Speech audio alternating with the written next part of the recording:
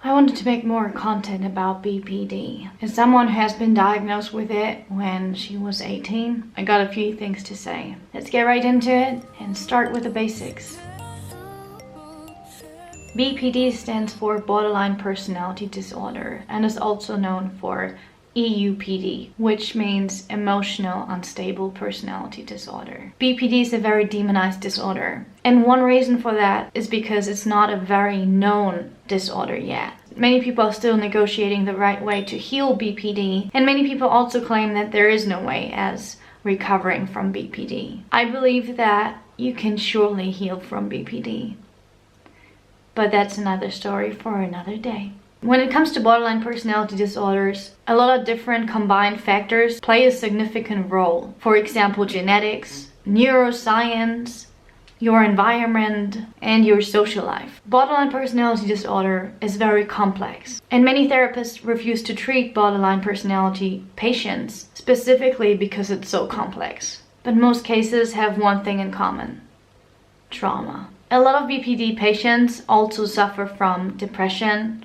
eating disorder, and/or substance abuse. The symptoms that come with borderline personality disorder often get triggered within emotional connections. For me, for example, when I'm not dating and I don't see my family and I'm in New Zealand living my life and being independent, I don't have as many emotional outbreaks. I feel quite strong and confident. But when I start dating or when I see my family again or my close friends, that can shift very quickly. Every case is different, and that makes BPD so special. Not everyone has the same symptoms, and they all vary in their own individual way. But the most common symptoms are the following: a pattern of unstable and intense relationships. Relationships that get together really fast. Relationships that feel like a roller coaster. The highest highs and the lowest lows. Severe anger that doesn't fit with the current situation, or struggles controlling the anger. So for me, it sometimes feels like I want to explode, and it feels like everything's just too much. And I wonder, why am I so angry right now? For it to justify that much anger. Third, suicidal behavior, self-destructive behavior, or self-harm. Well, I don't need to explain that. People might have different reasons to act on that as well. Some people proceed self-harm to fuel themselves, others to punish themselves. It can have really different reasons. 4. Experiencing minor problems as major crises. For example, sometimes I wake up at 2 p.m. and I'm like, wow, I slept all day. What's wrong with me? Why can I not get up like every normal person's world? And then I fall into a circle of self-hate and punishment just because I slept in one day. 5. Black and white thinking and hate-love relationships. So when you meet someone, you think they are the best person in the world. You think they might be the love of your life. You put them on a pedestal and just love everything about them. But maybe a couple weeks later, they start triggering certain things in you and start triggering certain memories. And all of a sudden, that idealized image that you have of them shifts. And you only see all the negative patterns. You only see all the negative habits they have. And you start demonizing them. 6. Fear of abandonment. People with BPD often fear that they might be left alone or abandoned. When I used to argue with my exes and they would leave the room, I thought they left me for good. But they just left the room because they had to calm down, get some distance to clear their head. But in my head, I was like, they're leaving me. They're not gonna come back, even though all they did was leaving the room. 7. Distorted self-image. So that might be, for example, that you're very, very skinny, but you feel overweight. Or that you're super beautiful, but you feel ugly. It can also be a personality trait. Me, for example, I always feel dumb. Whatever I do, I feel very insecure to talk about certain topics because I feel like I'm not intelligent enough to talk about them. And I fear that people are gonna be like, you're dumb, because deep down, that's what I feel like. And probably I'm not dumb. So, like that's one, one example of distorted image of the self. 8. Dissociation. So you might be in a situation that's triggering, or you might also just be in a random situation that is not triggering at all. And all of a sudden you feel like your mind goes somewhere while your body is still here. It's like passing out subconsciously. And everything around you is not really visible to you anymore. I don't want to compare it to daydreaming, but maybe for someone that doesn't experience dissociation, just compare it 10 times more. 9. Disturbed sense of identity. That can mean that you don't really know who you are, or that you kind of feel like you're a different person every single day, or you are a different person when you meet different people. For example, I'm a chameleon. I adjust to the people around me. When I have an acting gig, I'm very outgoing and extroverted. I can be really silly and weird, and I can be also very serious, and we all have that trait. We all have different facets of ourselves. But for someone with BPD, it can feel like we're acting. It can feel like we're pretending to be someone that we're not. And it took me a while to realize that I am all of that, because that's the beauty about BPD. BPD doesn't only have negative sides. It means that you are super versatile. And that's one thing that helped me with my identity crisis. However, I've been single for a while now.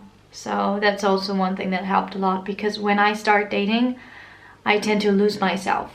And I tend to become the person that I'm dating. Or I tend to slowly shift my personality, and all of a sudden I don't know who I am anymore. Because I have adjusted my personality so much to fit this person that somehow, somewhere, I'm not there anymore. It's pretty scary. The next one is impulsive reactions. So someone might trigger you. You could say something like, I don't want to do this anymore. I don't want to be with you anymore. You might even threaten with breaking up, or worse things like self-harm. Impulsive reactions don't have to be that huge though. It could also just be you jumping up and running out of the room and shutting the door behind you, or jumping in the car and driving away. But yeah, we tend to be pretty freaking impulsive. With small things and with big things, which it's really hard for people around you to understand how you can shift from completely calm to really, really upset in just a couple seconds. And that brings us to the next symptom, which is extreme mood swings. It is really much related to the impulsive reactions. So when you have those mood swings, you start having emotional reactions. It's just like one thing is your emotion and the other thing is your action on it. One thing that helped me a lot with my mood swings was to just go inward and ask myself, what am I feeling right now? And to try to sort it out. And also to allow myself to feel what I'm feeling. Because one thing I realized I was doing all the time when I would have those mood swings, I'd be like, why am I feeling like that? And then I would be angry at myself for feeling all these emotions, and that would make my emotions even stronger. Because when you don't allow yourself to feel certain things, the feelings start controlling you rather you controlling the emotions. So one thing that helped me a lot, to take a breath and be like, you know what, I'm angry right now. And that's okay. And therapy. Yeah, years of therapy. It gets better though. Believe me guys, it gets better. It gets so much better. And the last symptom is chronic feelings of emptiness. You know, you wake up sometimes and you're like, I feel nothing anymore. You might look at your partner and you're like, I don't feel a single thing. You might give them a kiss and you don't feel anything. And whilst you have those emotional mood swings that are so intense and so overwhelming, you also have the feeling of emptiness. And that's very confusing, because in 1 second you think this is the love of your life and you're gonna marry them, and the next second you don't even feel anything anymore. That can be a lot to understand. But remember that all these symptoms are coping mechanisms. They are signs to try to tell you this is what's happening. Your emotions are trying to tell you something, and when you don't feel anything, like I said, accept your emotions. Not feeling something is also a feeling. Sometimes we just need to take a few steps back and just allow it in. And it's hard not to act on all those feelings. I know it's hard to control yourself. But remember, when you are in it, it's gonna pass. Everything is temporary.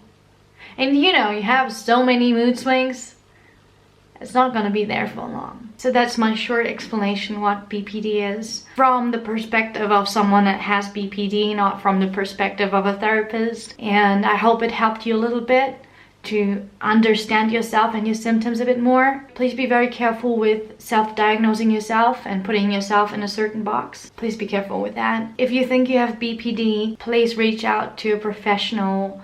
I know it's really hard to open up to a therapist and it's really hard to trust anyone in general, but you deserve to feel better and you deserve to find help. You deserve to find someone that helps you. Remember, not everything is black and white. There's really, really amazing therapists out there. One therapeutic approach that helps people with BPD a lot is DBT. You might want to look into that. For now, I hope you're coping well, and I hope you know that you're not alone. I'm sending you so much love. Keep going, beautiful soul. You're stronger than you think you are. Thank you for listening. Bye.